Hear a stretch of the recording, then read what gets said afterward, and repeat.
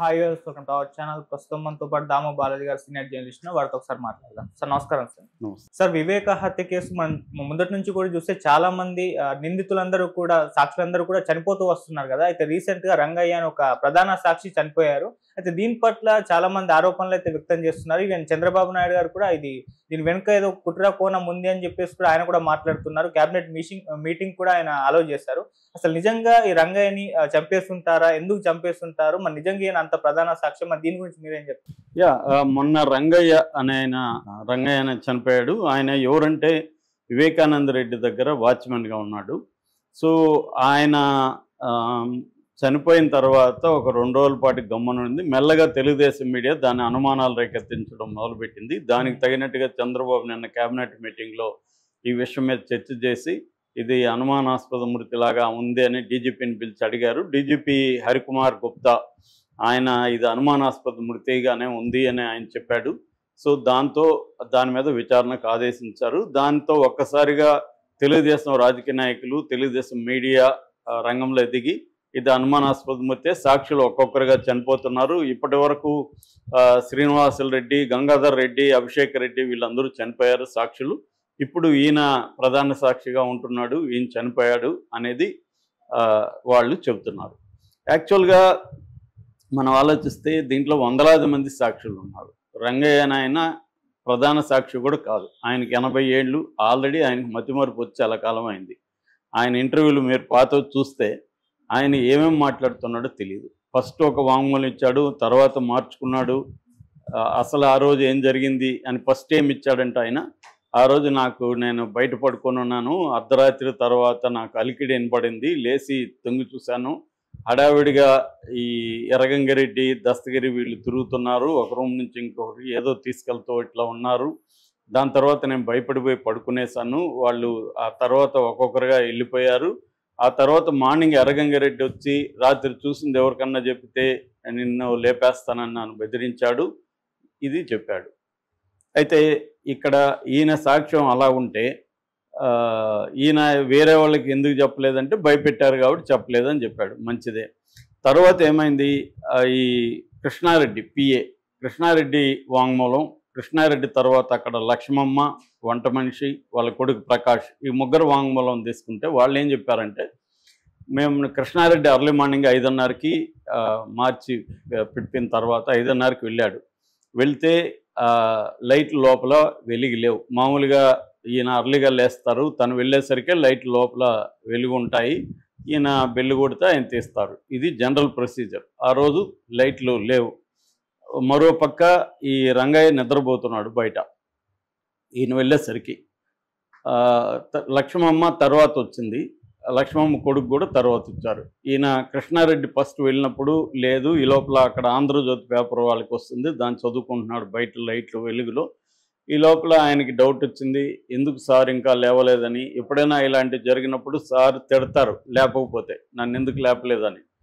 అందుకని ఆయన ఏం చేశాడంటే, వాళ్ళ భార్య సౌభాగ్యం హైదరాబాద్లో ఉంటే ఆమెకు ఫోన్ చేశారు, సార్ ఇలా లేవలేదమ్మా, లైట్లు వేయలేదు అంటే. ఆమె ఏం చెప్పిందంటే, రాత్రి లేటుగా వచ్చినట్టున్నాడు సారు, కొద్దిసేపు ఆగని చెప్పింది. దాంతో ఈయన ఆగాడు. ఈ లోపల వంట మనిషి ప్రకాష్ వచ్చారు.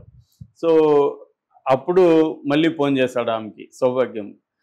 ఎంతసేపు లేవకుండా ఉండడే అని ఆమె కూడా డౌట్ ఎక్స్ప్రెస్ చేసింది. దాంతో వీళ్ళు లోపలికి వెళ్ళి అటు ఇటు కిటికీల్లోంచి తొంగి చూడడానికి, లోపలికి చూడడానికి ట్రై చేస్తున్నారు. అప్పటికి కూడా ఇతను లేవలేదు. కాసేపు తర్వాత బయటకు వచ్చినాక అప్పుడు ఇతను లేచి ఇతను వెళ్ళి ఓడవడం మొదలుపెట్టి కాసేపు తర్వాత ఇతను పరిగెత్తుకుంటూ వచ్చి, సార్ బాత్రూంలో పడిపోయినాడు, రక్తంలో పడిపోయినాడు, నేను పక్కా తలుపు ఉంటే లోపలికి వెళ్ళి చూశానని చెప్పాడు. అంటే ఒక వ్యక్తి రాత్రి మర్డర్ చూసిన వ్యక్తి తెల్లారు ప్రశాంతంగా నిద్రపోగలుగుతాడా అనేది ఇక్కడ డౌట్. ఎందుకంటే ఈయన కృష్ణారెడ్డి లేచిన నాటికి నిద్రపోవడం, ప్రశాంతంగా లేచి ఆయన ఊడ్చుకోవడం ఇవి చేస్తున్నాడు తప్ప ఆయనకి ఏమాత్రం మనిషిలో టెన్షన్ కానీ లేకపోతే రాత్రి మర్డర్ చూసిన ఫీలింగ్స్ కానీ, అప్పటికి ఇంకా బెదిరింపులు కూడా లేదు. ఎందుకు బెదిరించిన తర్వాత కదా, మార్నింగ్ 5:30కి వచ్చి బెదిరించలేదు, నైట్ బెదిరించలేదు, అప్పటికి బెదిరించలేదు. సో బెదిరించినప్పుడు ఈయన అసలు నిద్రపడుతుందా తన బాస్ని చంపితే అనేది ఫస్ట్ థింగ్. వీళ్ళు వెళ్ళేసరికి నిద్రపోతున్నాడు, ఇంకా ఒక 1 అవర్ హాఫ్ అన్ అవర్ నిద్రపోయాడు వీళ్ళు వెళ్ళినాక కూడా. సో ఇది ఈ సాక్ష్యం ఎట్లా చెల్లుతుంది. దాని తర్వాత ఆయన ఏం చెప్పాడంటే, నన్ను సిబిఐ వాళ్ళు తీసుకెళ్ళి 1 మంత్ పెట్టుకొని కొట్టారు, అందుకని నేను వాళ్ళు చెప్పమన్నట్టు చెప్పానని కూడా ఈయన మీడియాతో కూడా చెప్పాడు. నాకేమీ గుర్తులేదు, ఇప్పుడు వాళ్ళు కొట్టినాక నాకు మైండ్ చెడిపోయింది, నాకు మెమరీస్ పోయింది అనేది కూడా మీడియాతో, అవన్నీ మీడియాలో రికార్డులు ఉన్నాయి, వీడియోలు ఉన్నాయి. సో అలాంటి వ్యక్తిని ఇప్పుడు ఎవరు చంపుతారు? 80 ఏళ్ళు ఆయనకి. అసలు ఆయన బతుకుండాడో లేదో కూడా తెలియదు. ఆయనకి ఎప్పటి నుంచో అనారోగ్యంతో ఉన్నాడు, ఆయన హాస్పిటల్లో చనిపోయాడు. ఇదంతా ఏంటంటే తెలుగుదేశం వాళ్ళు దీన్ని ఇంకా పిండుతున్నారు. ఆల్రెడీ ఇది చెరుకు పిప్పిలాగా అయిపోయింది కేసు. ఈ కేసులో ఎవడికి పిండినా ఏం రాదు ఇప్పుడు, ఎవడు చంపినా ఆంధ్ర ప్రజలకి ఇప్పుడు ఎవరు పట్టదు. అయినా పిండదాం అని పిండుతున్నారు, ఏదైనా వస్తుందేమో రసం అని పిండుతున్నారు తప్ప దీంట్లో ఏమీ లేదు. అంత సీరియస్గా ఉంటే ఇవాళ బీజేపీ గవర్నమెంట్ సెంట్రల్లో వీళ్ళదే ఉంది, చంద్రబాబు మీద ఆధారపడి అక్కడ గవర్నమెంట్ ఉంది, ఇక్కడ వీళ్ళ గవర్నమెంటే ఉంది. మరి ఎందుకు అవినాష్ రెడ్డిని అరెస్ట్ చేయట్లేదు? అప్పుడంటే సిబిఐని అడ్డుకున్నారు, జగన్ పోలీసులు, ఇవన్నీ కథనాలు వచ్చాయి. ఇప్పుడు మీరే కదా ఉన్నారు కేంద్రంలో, మీరే కదా ఇక్కడ ఉన్నారు. మరి అవినాష్ రెడ్డిని అరెస్ట్ చేయండి, ఆయన ఏ8గా ఉంటున్నాడు కేసులో, ఆయన ఎందుకు అరెస్ట్ చేయట్లేదు? ఈ కేసుని ఎందుకు ట్రయల్కి తీసుకెళ్ళట్లేదు? 9 నెలలు అయింది, ఎందుకు ట్రయల్కి తీసుకెళ్ళమని ఒత్తిడి చేయట్లేదు? ట్రయల్కి డెడ్ లైన్ కూడా విచారణ ముగించి ట్రయల్కి చేయాలి, విచారణ ముగించడానికి సుప్రీంకోర్టు డెడ్ లైన్ పెట్టి కూడా 2 ఏళ్ళు అయింది. సో మొత్తంగా 6 ఏళ్ళు అయింది కేసు. 6 ఏళ్ళు అయితే మరి చంద్రబాబు వచ్చి 9 ఏళ్ళు అయితే అటువైపు నుంచి ఎందుకు ప్రెజర్ చేయట్లేదు? అంటే క్లియర్గా ఏంటంటే ఈ కేసుని రాజకీయంగా ఉపయోగించుకుందామని జగన్ ట్రై చేస్తాడు. గతంలో 2019లో జగన్ ఉపయోగించుకున్నాడు. నారాసు రక్త చరిత్ర పుస్తకం వేసి మా బాబాయిని తెలుగుదేశంలో చంపారని చెప్పాడు. ఆయన కూతురు వివేకానంద రెడ్డి కూతురు కూడా జగన్కు ఉపయోగపడింది, తెలుగుదేశంలో చంపారని ఆమె కూడా మీడియాలో మాట్లాడింది. ఆ రకంగా జగన్ తెలుసు ఇది ఎవరు తెలుగుదేశం చంపించలేదని తెలుసు జగన్కి, కానీ దాన్ని రాజకీయంగా జగన్ ఉపయోగించుకున్నాడు. తర్వాత మేల్కొన్నారు వీళ్ళు తెలుగుదేశంలో. అప్పటి నుంచి ఇంకా ఈ 5 ఏళ్ళు అప్పుడప్పుడు డ్రామాలు నడుపుతూనే వచ్చారు, వివేకానంద రెడ్డిని జగనే చంపించాడని.